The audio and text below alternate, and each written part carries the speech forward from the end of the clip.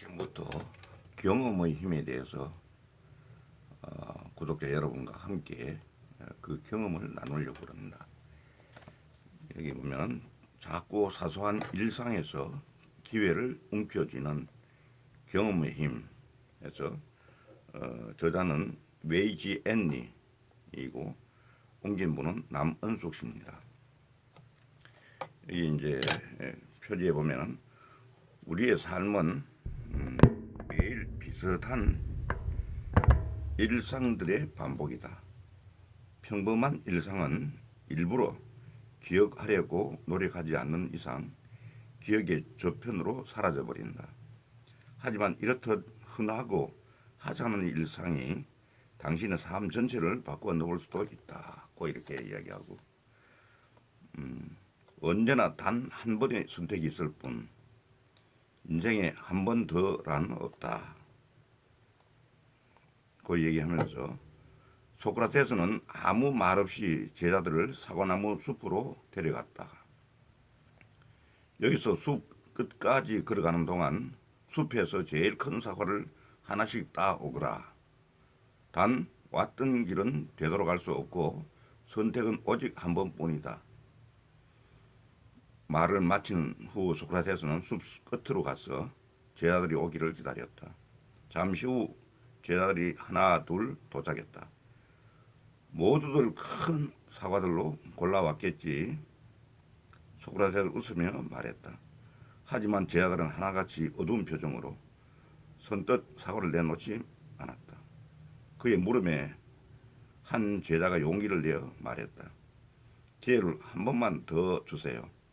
숲에 들어서자마자 제일 크고 탐스러운 사과를 골랐는데 나중에 그보다 더 큰 걸 발견했지 뭐예요. 난 오히려 반대야. 큰 사과가 여러 개 눈에 띄었지만 분명 그보다 더 큰 게 있을 거란 생각에 따지 않았는데 숲을 지나도록 처음 본 것보다 더 큰 걸 찾지 못했어. 그래도 너희는 사과를 따기라도 했잖아. 난 이걸 딸까 저걸 딸까 고민만 하다가 결국 하나도 못 땄다고. 그러자 한 번만 더 기회를 달라는 제자들의 요청을 단호히 거절하면서 소크라테스가 말했다. 잘 기억해 두거라. 이게 바로 인생이다. 언제나 단 한 번의 선택이 있을 뿐 인생에 한 번 더란 없단다. 이 책의 전체적인 어떤 내용을 잘 설명하고 있는 이 내용 중에 한 부분을 소개해 드렸습니다. 작고 사소한 일상에서 기회를 움켜쥐는 경험의 힘. 이제 본격적으로 그 내용에 들어가 있습니다. 여기는 보면은 서문에 이어서 1장 인생은 경험의 집합이다. 2장 어리석은 경험은 없다. 3장 경험만이 유일한 보물이다. 4장 경험의 부가가치를 높여라. 5장 경험은 또 하나의 거울이다. 6장 모험은 경험이 아니다. 7장 경험을 통해 변하는 순간 기회가 온다. 이렇게 전체를 총 7장으로 내고 있습니다. 여기 먼저 경험 매 순간을 즐기라 하는 서문에서는 한번 참고 삼아야 될 말은 인간은 태어나면 누구나 자연스럽게 나이를 먹고 성장해 나간다. 이 경험을 피해갈 수 있는 사람은 아무도 없다. 때문에 지금 당장 해야 할 일을 알고 그것을 통해 자신만의 깨달음을 얻는 것은 소중하다. 힘든 일이나 불행이 닥쳤을 때 무조건 백기를 들고 그 아픈 경험을 소중하게 여길 줄 모르는 사람이나 더 이상 희망이 보이지 않는다고 생각하는 사람이 있다면 이 책 속에서 해답을 찾기를 바란다. 이렇게 얘기하고 우리가 살아있는 매 순간을 소중히 여길 때 삶의 경험이 우리에게 무엇을 가져다 주는지 직접 확인할 수 있다. 이는 돈을 주고도 살 수 없는 돈보다도 훨씬 더 무한한 가치를 지닌 무형의 자산이다. 이렇게 서문에 쓰고 있습니다.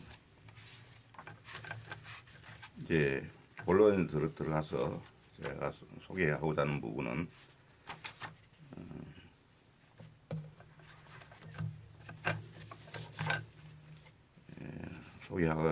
부분은 여기 제목이 월드컵 우승을 놓친 충동의 경험, 월드컵 우승을 놓친 충동의 경험이란 제목이 되겠습니다.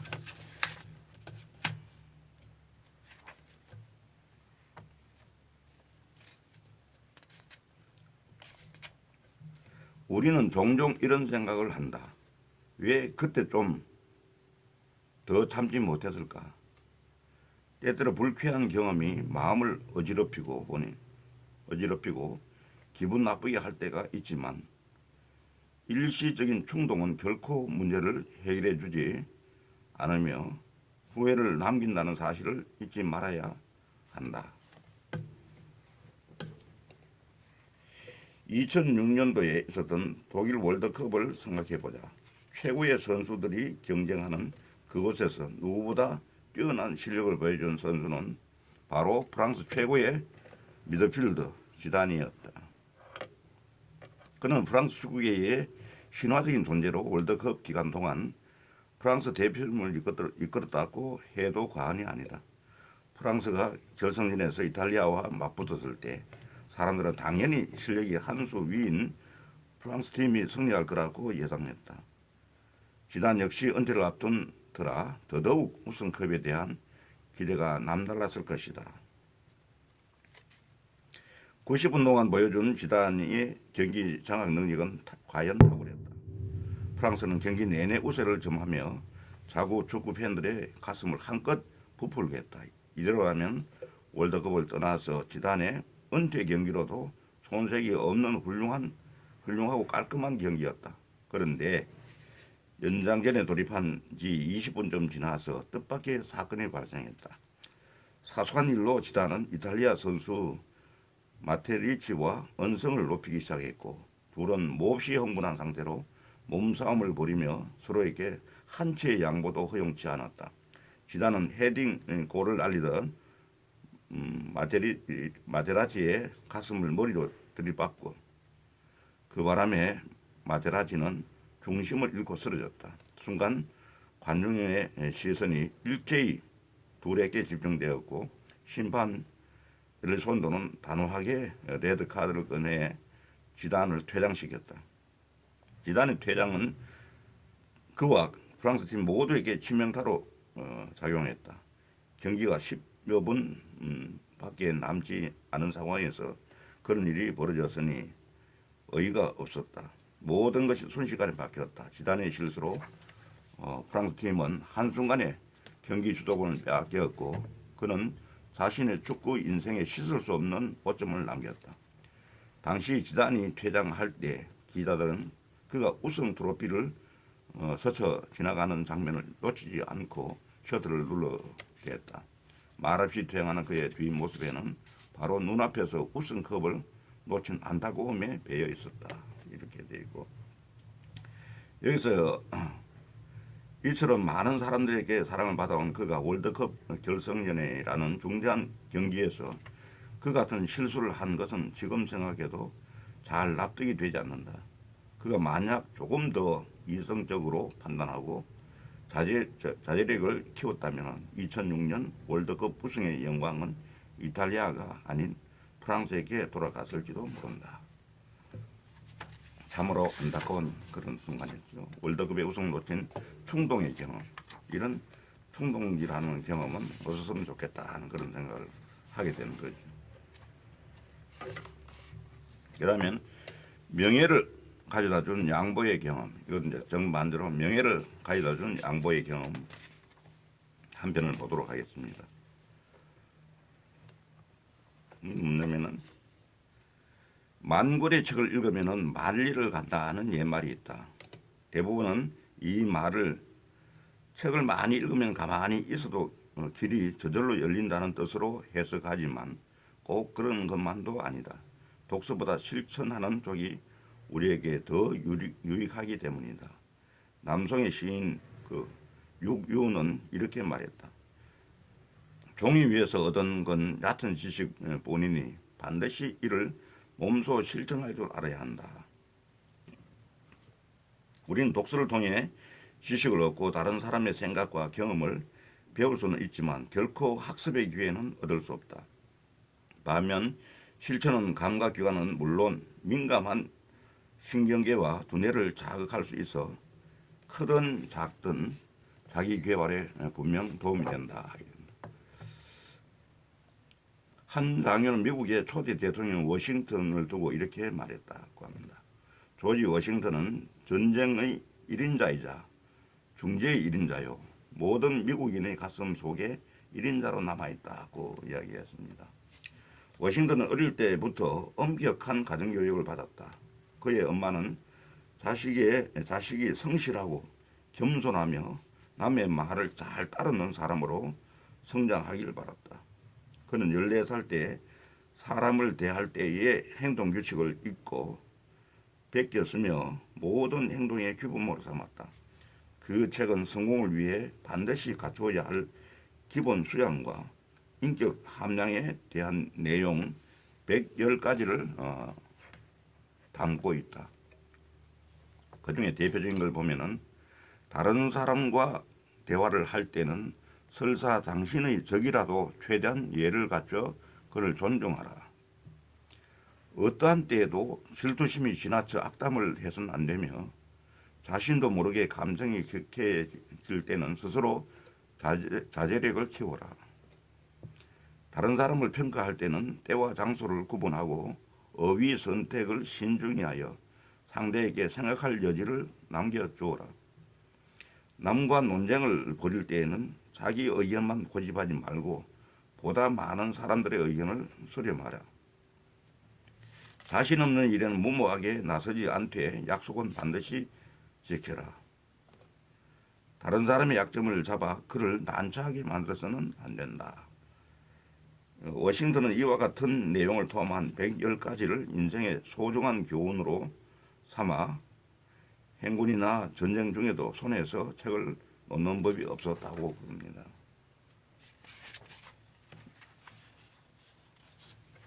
워싱턴의 부하들은 페인을 손봐주지 못한 일을 아쉬워했던 어떤 일이 있었는데, 하지만 워싱턴은 자기 욕심을 채우면 그만큼 적이 늘고 한 발 양보하면 친구를 얻는다는 인생의 진리를 누구보다 잘 알고 있었기에 그들을 만류했다. 그렇게 크지 않은 인생의 진리가 그에게 튼튼한 성공의 디딤돌이 되어준 것이라는 어떤 사례를 얘기하고 있습니다. 우리는 그동안 얼마나 많은 인생의 진리들을 소홀히 하며 살아왔는가. 실패의 원인은 대부분 우리의 경험이 부족해서도 처세술이 없어서도 아니었다. 한마디로 경험을 통해 인생의 진리를 깨닫지 못했기 때문이다 하고 이렇게 결론을 내리고 있습니다.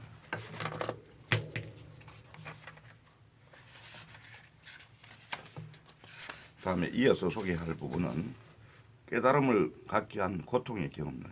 결국은 앞에서 얘기하던 그런 깨달음이 없었는데 이번엔 깨달음을 갖게 한 고통의 경험이라는 내용을 소개해 드리겠습니다. 여기 이제 등장인물이 있는데, 그녀에게 생쥐는 평생 잊지 못할 생명의 은인 같은 존재다. 생쥐가 이제 물에 빠져서 기지맥긴 하면서도 그래서 살아남는 그런 어떤 그 경험입니다. 그 경험을 그녀는 평생 잊지 못할 생명의 은인 같은 존재다. 하지만 그녀가 다시 일어설 수 있었던 진짜 이유는 스스로 깨달았기 때문이다. 고통과 시련 뒤에 감춰진 인생의 의미와 희망을 스스로 발견했기 때문이다. 시련은 강한 인내력을 키워주지만 과거의 아픈 상처까지 보듬어주지는 않는다. 만약 당신이 경험을 통해 지혜를 얻고 새로운 인생을 계획할 수 있었다면 자기 자신을 믿고 인내했던 결과이다. 고통과 시련을 통해 삶을 성찰할 수 있었던 것이다. 예로부터 성인들은 수많은 시련과 역경을 견뎠는데 이는 불문가지의 사실이다. 맹자는 일찍이 이렇게 말했다. 하늘이 어떤 사람에게, 이 부분이 참 중요한 얘기입니다. 많이 인용되는 부분이니까 좀 참고하시기 바랍니다. 하늘이 어떤 사람에게 장차 큰 일을 맡기려 할 때는 반드시 먼저 마음을 괴롭히고 몸을 지치게 하고 육체를 굶주리게 하고 생활을 곤궁하게 해서 하는 일이 뜻대로 되지 않게 한다. 이는 그의 마음을 움직여서 성질을 참게 하여 일찍이 할 수 없었던 일을 더욱 하도록 하기 위함이다. 이 부분은 정주영 회장의 경우도 제가 올리는 그 내용 중에 정주영 회장의 그 멘토 이야기에서도 나오는 얘기인데, 결국은 이런 시련을 통해서 우리가 그보다 더한 것도 견뎌낼 수 있는 힘이 되고 어떤 더 큰 일을 할 수 있는 용기와 지혜를 준다고 하는, 어떻게 보면 섭리나 은총에 해당되는 부분이라고 이렇게 이야기합니다. 그래서 이런 부분들을 잘 우리 봤을 때에 잘 깨달음을 얻는 것이 매우 중요하다 생각합니다. 인생은 경험으로만 움직이지 않는다. 반드시 경험을 바탕으로 한 깨달음이 있어야 한다. 이렇게 이야기합니다. 사람은 아프면서 건강의 소중함을 깨닫고 실패를 겪으면서 성공의 의미를 깨닫는다. 그리고 누군가의 도움을 받으면서 봉사의 참뜻을 깨닫고 평범한 경험을 통해 결코 평범하지 않은 위대한 인생을 꿈꾼다. 이겁니다. 사람에게 인생의 경험은 성공의 기회이자 소중한 자산이다. 그것을 진정한 내 것으로 만들기 위해서는 반드시 경험으로만 거치지 않고 나아가 생각하고 행동하고 깨닫는 과정을 거쳐야 한다. 이렇게 이야기하고 있습니다.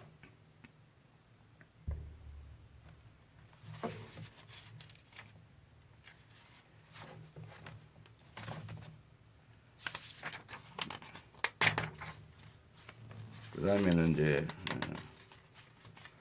죽음에 이르게 만드는 포기의 경험입니다. 죽음에 이르게 만드는 포기의 경험입니다.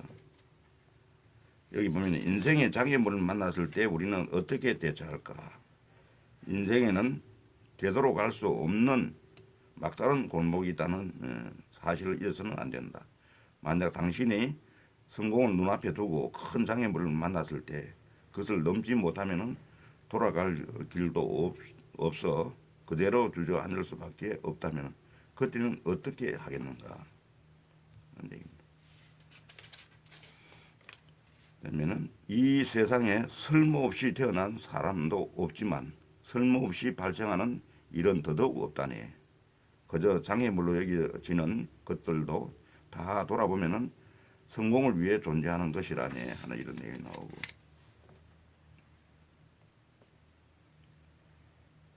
여기 이제 하는 일마다 번번이 실패하자 한 그 칼이라고 하는 사람인데, 하자 그 칼은 실패할 운명을 타고났다며 자신의 인생을 비관했다. 그러던 중 설상가상으로 사고를 당해 두 눈을 실명하고 말았다. 더 이상 견디지 못한 칼은 스스로 목숨을 끊었다. 죽은 칼의 영혼은 하나님 앞에서 불평을 늘어놓았다. 하나님, 정말이지 억울해서 못 살겠어요. 무엇이 그렇게 억울하나? 하나님이 그를 바라보았다. 저는 살면서 뭐 하나 성공한 적이 없어요. 사랑도 실패하고 사업도 실패하고 하다못해 주식을 사도 손해만 봤어요. 이게 다 하나님 때문이지요. 남들은 승승장구하면서 내가 못 가진 것들을 마음껏 누리면서 사는데 왜 저만 요 모양 요 꼴이에요. 난 얘가 실패만 했다고 생각하지 않은데 16살 때 3년 동안 좋아하던 여자한테 차였는데 이게 실패한 거지 뭐예요. 그 덕분에 공부를 더 열심히 하겠다는 새로운 목표를 세우지 않았느냐. 난 대학생이 될 널 위해 더 아름다운 여자친구를 준비해 놓았단다. 하지만 대학 진학을 포기한 건 너의 선택이었어. 그럼 제가 20살에 처음 회사에 입사했을 때 왜 매일 상사한테 꾸지람만 듣게 하셨어요? 그것도 다 널 위해서였단다. 아무것도 모르는 너를 위해 좀 엄격하지만 능력과 경험이 풍부한 상사를 보내준 거야. 그래도 그 덕분에 네가 일을 많이 배우지 않았느냐. 그럼 제가 처음 사업을 시작했을 때 왜 사기꾼을 만나게 하셨어요? 사업에 대해 아무것도 모르던 제가 그 일로 얼마나 큰 좌절을 겪었는지 아세요?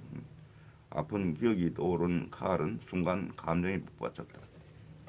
그래, 사기꾼을 보내준 건 사실이다. 하지만 이 녀석아, 사업을 하면서 크고 작은 사기 한두 번 당해보지 않은 사람이 누가 있느냐. 그것도 다 네게 경험을 심어주고자 했던 일이었다. 네가 딱 일주일만 버텨내면 협력업체를 연결시켜 주려고 했는데 넌 고작 하루도 못 버티고 다음 날로 문을 닫지 않았느냐. 그래 놓고 이제 와서 내 탓을 하는 거냐. 네, 누구나 말은 쉽게 하죠. 그럼 제 두 눈이 실명한 건 어떻게 설명하실래요? 하느님이 대답이 칼은 마음에 차지 않았다. 그건 말이다. 순간 하나님의 표정이 진지해졌다. 그건 네가 인생을 포기하고 매일 술에 빠져 살지만 않았어도 사고로 눈을 잃는 일은 없었을 것이다. 그때 넌 하마터면 목숨을 잃을 뻔해서. 그런데 난 네게 다시 기회를 주고 싶어 두 눈만 가져간 거야. 네게는 오히려 불행 중 다행이 아니냐. 네가 살면서 겪은 경험 중에 어느 하나 쓸모없는 일은 없었다. 그런데도 너는 왜 소중한 시간을 낭비한 걸로 모자라 새롭게 얻은 생명조차도 포기해 버렸느냐.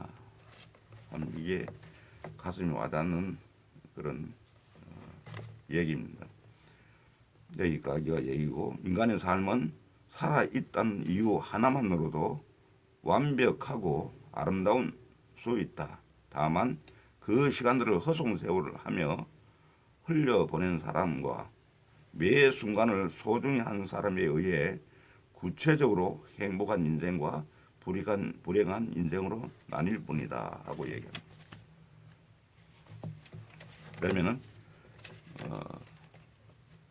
소중한 제사님을 알게 한 기록의 경험입니다. 소중한 제사님을 알게 한 기록의 경험입니다. 여기 나오는 인물은 나폴레옹 힐은 세계 최고의 성공 철학자이다 고 얘기하고, 이 나폴레옹 힐은 참으로 그 기록을 철저히 하는 그런 어떤 사람이었다고 그럽니다.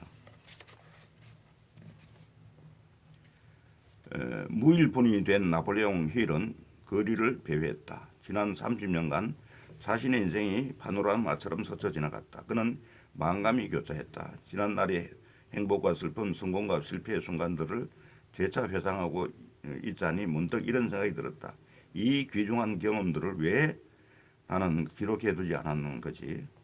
하고 자문자답합니다. 자신의 경험한 매 순간이 소중한 재산임을 깨달은 그는 어딜 가든지 펜과 노트를 휴대하며 작은 생각이나 반짝이는 영감이 떠오를 때마다 메모했다. 나폴레옹 힐의 성공하는 17가지 원칙은 그의 노트에서 나왔다고 얘기합니다. 삶에 대한 그 예리한 관찰과 꼼꼼한 경험의 기록이 그에게 성공의 길을 열어준 셈이다고 얘기합니다. 중국 옛말에 기록보다 확실한 기억의 수단은 없다는 말이 있다고 얘기하고 있고, 자신이 기록한 일지는 성공적인 계약으로 이어지는 최고의 영업 비결이다고 이야기하고 있습니다. 메모의 효용성은 생각보다 더 크다. 꼭 거창한 사업이나 영업이 아니더라도 평소 메모하는 습관은 삶을 풍요롭게 한다. 메모를 통해 과거 자신의 기록을 읽어 내려가는 일은 미래를 계획하는 기회이다. 이렇게 얘기합니다.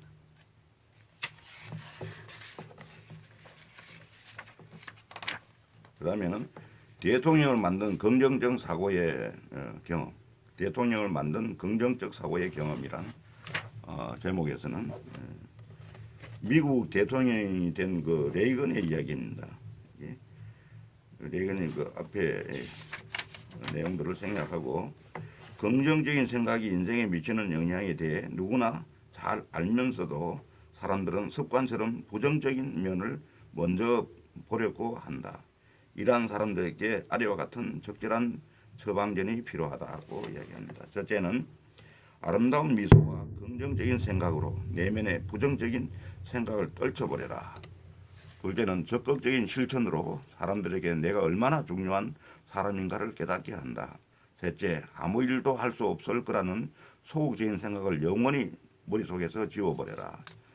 평생의 문제를 두고 머리 싸매며 고민하지 말고 당장 오늘을 어떻게 보람있게 보낼지 고민하라. 매일 그날 하루를 돌아보며 삶이 주는 기쁨을 누리는 시간을 가져라. 많이 움직여라. 건강한 신체는 곧 건강한 마음가짐을 만든다. 생각하기를 즐기고 부지런히 배워 스스로 헛된 망상에 사로잡히지 않는다 하는 이런 규칙을 잘 지키더라도 우리가 긍정적인 사람이 되는데 매우 도움이 될 것이라고 생각이 듭니다. 그 다음에 최고의 농구 선수를 만든 벤치마킹의 경험입니다.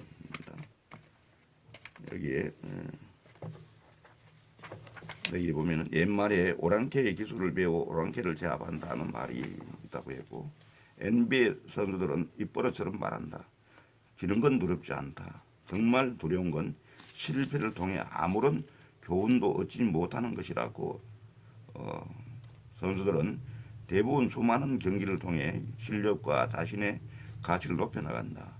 상대팀 선수들의 장점을 배우려고 노력하는데 길버트 아레나스 역시 그들 중에 한 사람이었다. 이렇게 합니다. 세계적인 유명한 CEO와 부자들은 하나같이 다른 사람의 경험을 자신의 것으로 만드는 탁월한 재주를 지녔다. 그들의 성공을 통해 우리는 다음과 같은 깨달음을 얻을 수 있다. 다른 사람의 경험이 곧 나의 재산이다. 그러니 보고 배울 수 있는 것은 모조리 다 배워서 내 것으로 만들어라. 인터넷을 이용하거나 유명인의 케이스에 적절한 관심을 기울이는 것도 나쁘지 않은 방법이라고 얘기합니다.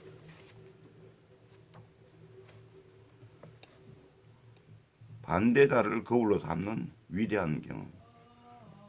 반대자를 거울로 삼는 위대한 경험이라는 제목에서는 헤럴드 윌슨은 영국의 수상이자 실력 있는 정치가 중 한 명이었다. 여러 번의 총선을 거쳐 그가 영광스러운 수상의 자리에 오를 수 있었던 데는 그만의 비결이 숨어 있었다고 이야기합니다.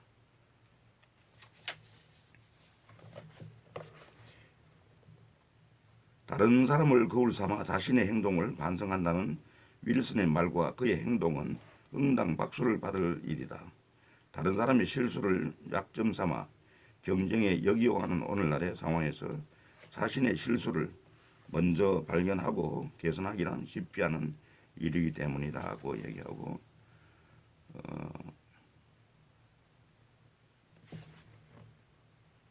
이게 이제 당태종 이세민 역시 윌슨과 같이 열린 인물이었다. 그는 중국 역사상 뛰어난 명군 중 한 명으로 전란 중에 중국을 통일하고 다양한 인재 등용과 공정한 정치를 펼쳐 정관지치라고 칭송받았고 후세 제왕들의 귀감이 되었다. 그는 과연 어떻게 위대한 왕이 될 수 있었을까? 그를 알기 위해서는 반드시 빼놓지 말아야 할 인물이 있다. 바로 위정이라는 신하이다. 당태종이 명군이라면 위정은 그를 명군으로 만든 현상으로 이재민의 정관지치에 누구보다 중대한 역할을 한 인물이다. 태종은 나라 일을 자신의 집안 일처럼 걱정하는 위정을 간이 대부로 삼아 황제의 언행을 바로잡고 현명한 지시를 내리도록 했다. 위정은 태종과 함께 한 17년 동안 수백 가지 다양한 의견을 제안했고 태종은 그의 말이라면 믿고 수렴했다는 그런 얘기를 합니다.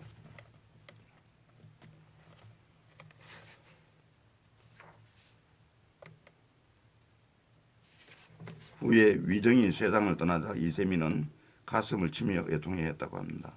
구리로 거울을 삼으면 의관을 바르게 하고 옛일을 거울 삼으면 흥망을 가늠하고 사람을 거울로 삼으면 사리를 밝힐 수 있다고 했다.